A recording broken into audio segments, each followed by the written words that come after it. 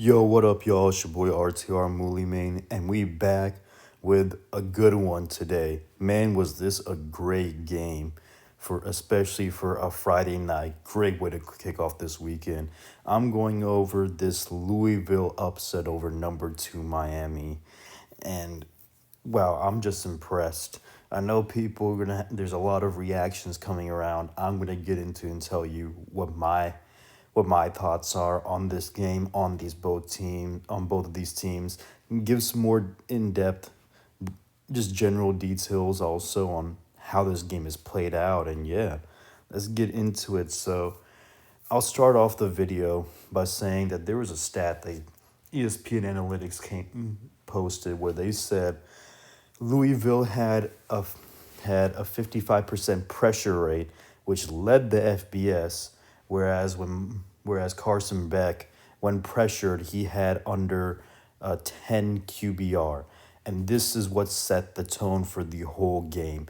Louisville defensive line and their front was constantly eating away at Miami's O line.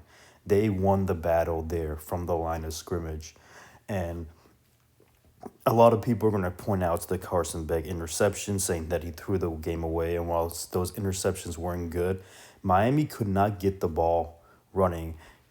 Just to go and show, I want to say they ran for 2.6 yards per carry. So yeah, they had 24 carries and only had 63 yards as a result. Mark Fletcher and Jordan Lyle both had under 20 yards.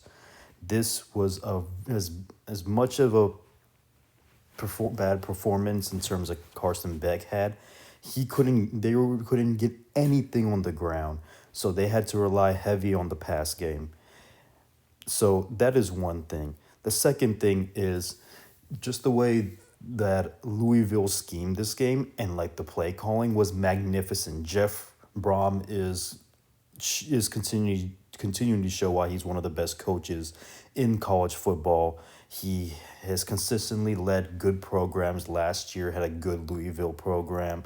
The year before they were in the ACC championship. Last year they were a four-loss team, but I still think they should have been a top 24 team. They played a pretty difficult schedule actually, but that's neither here nor there. So yeah, Louisville's defensive front showed that they're quite legit, but not to mention it's Louisville's secondary as well. They made some phenomenal plays. Now, part of the reason is that Louisville, for most of the game, was rushing 4 and 5 and still getting to the quarterback. So that allowed them to drop more guys back in coverage than they want to, than in order to keep the Miami players out of the game, right? And on a lot of drives, it felt like it was Malachi Tony or nothing. Now CJ Daniels did have 7 catches for 74 yards, and he had like 3 or 4 plays that were critical where it was on a third down or whatnot, where some really big plays. But for the most part, it felt like it was mainly just trying to get the ball to Malachi Tony, and if it wasn't there, then the defense would result in a 3 and out, right? And that's also the thing with Miami's offense is even when they would do screen passes, for example, they couldn't get going. So the first screen pass in the first quarter, they did it to Malachi Tony, and then they had the whole O line go and block in front of him, and that was like the 60 plus yard pass, right? The screen pass. They got the whole O line to rotate out and block up field. But then after that, when they would try to do like bunch up formation, bunch the receivers on one end or whatnot, those the Louisville corners were blowing up those blocks and getting to it. It happened a couple of times in the second half where Miami tried to get the screen game and try to get blocks downfield to get some yards, but they were just getting blown up. So that was a concern that I saw, and obviously the O line got eaten up today. They couldn't get the running game going, and obviously Carson Beck took multiple hits. The fact that he completed 25 of 35 is a testament to itself. I'm not going to get too much into like whether I should be giving credit or not. But anyways, yeah. So Miami offensively was kind of shut out, but they did have a couple good drives in order to just at least get 21 points on the board, right? I I want to at least give credit where credit's due, and of course, part of that did come from a turnover that Miami forced, and where the offense was immediately set up in the red zone. So it was more so of just two good drives. Now let's go to the Louisville side of the ball. They really did so well in ter- in handling and winning this game. The fact that it was only a 3 point game just is a testament to how good of a team Miami is. Part of it was also that massive turnover Louisville had deep in their own end zone, no deep in on their own side of the field. So Louisville first started off the game by by short passes, right? And actually, that's the main thing was short passes, get the ball out of Miller Moss's hand quickly, and keep it like keep the drive going, right? And you could see how effective that was because Miami has been very reliant on their on their rush, right? Their front seven, and they knew that Louisville's offensive line has struggled. Like they had the thing before coming into this game, they allowed 13 sacks on the season, so they knew that was going to be a problem. So get the ball out quickly, and they were able to do that. And a lot of time, Miller Moss was able to just give to his first read and whatnot.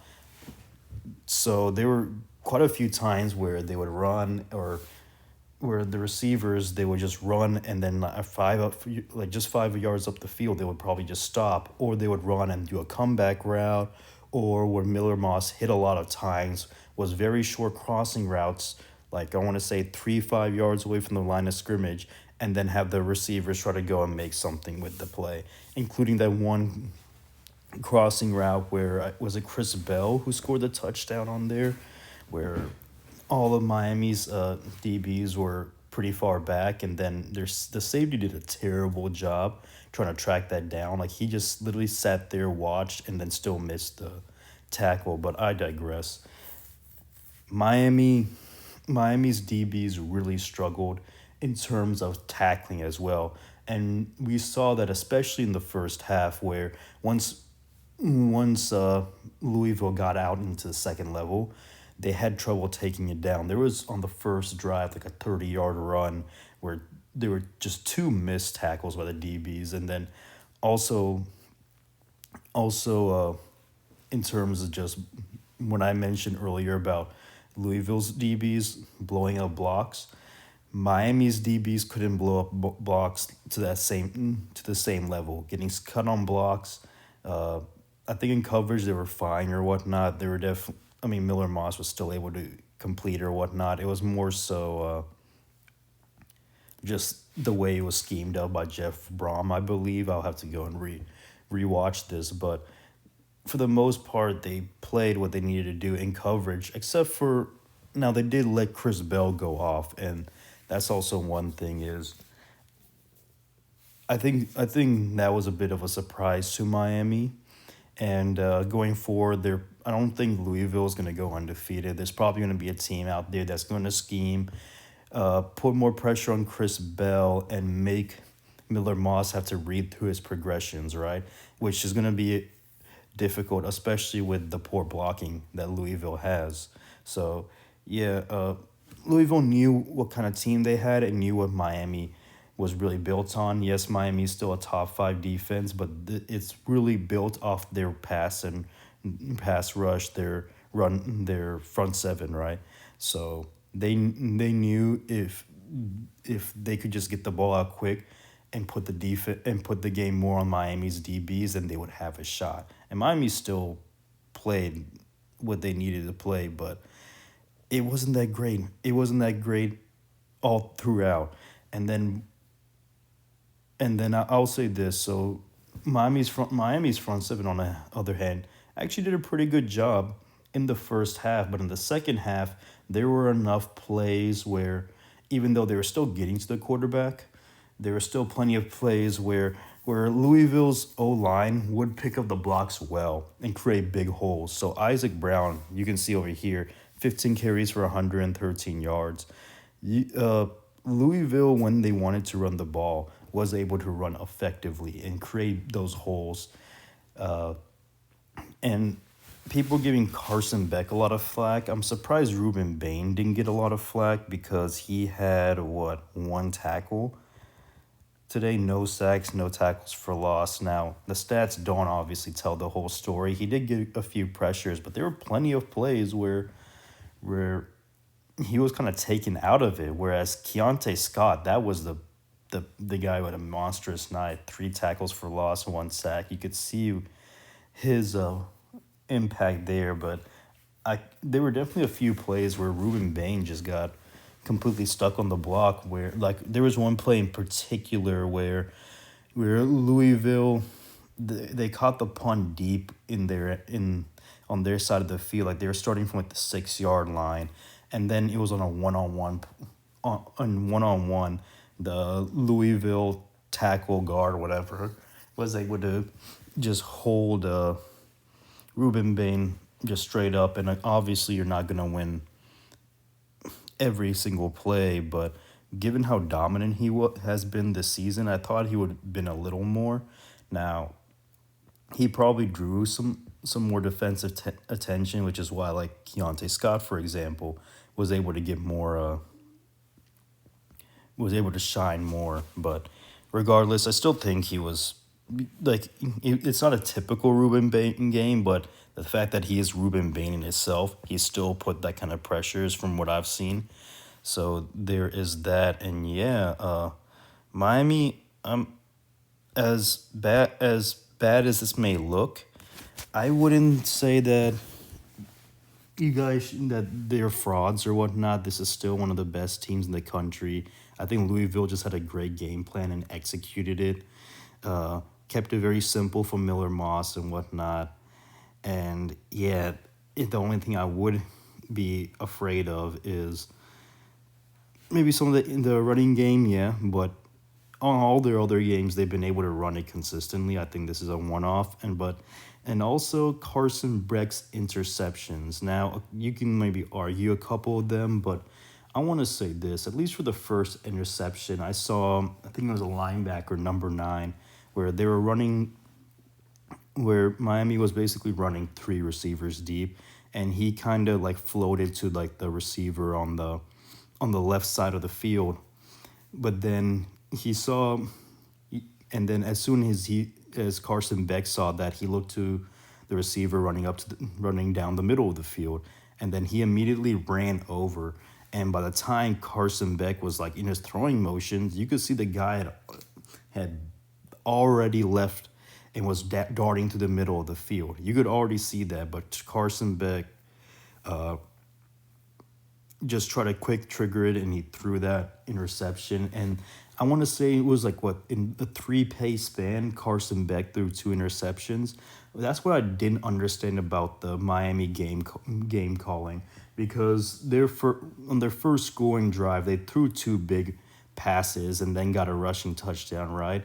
But then I think they got a little cute and just try to force deep throws and then have Carson Beck try to force them, which obviously didn't go well. I don't know why they just didn't try to just keep it simple and just work like the short and intermediate passing game instead of just going for big shots 3-4 plays in a row. That didn't make sense to me. But yeah, Carson Beck, he definitely had a couple interceptions. Like there was one where he had the guy on the outpost running an out route, but then he tried to throw it upfield, but because it was underthrown, the guy was able to intercept it. And even on the first interception, it was underthrown as well. So there were 2 plays where he was trying to throw deep, it was underthrown, and because it was underthrown, that's when it got intercepted. And then I can't even remember because there were so many interceptions, but because obviously there was the one play that by the roughing the passer that got taken away, which doesn't make sense to me. I think it should be, if the play is already done and then it's a roughing the passer, you give the ball to the team that got the interception and then put the penalty on them. But that's just me. I think it should be dependent on when that call happened. Regardless, Carson Beck definitely was a little bit too trigger happy, I would say, where he would see a quick read, but then, like I said on the first interception with number nine, he just saw him floating there, and then he immediately just had his mind set on a guy and just threw it there. And then the last interception, yeah, a lot of people are looking at that interception and saying this is really bad. To be fair, that ball did get tipped, and because it got tipped, it didn't go.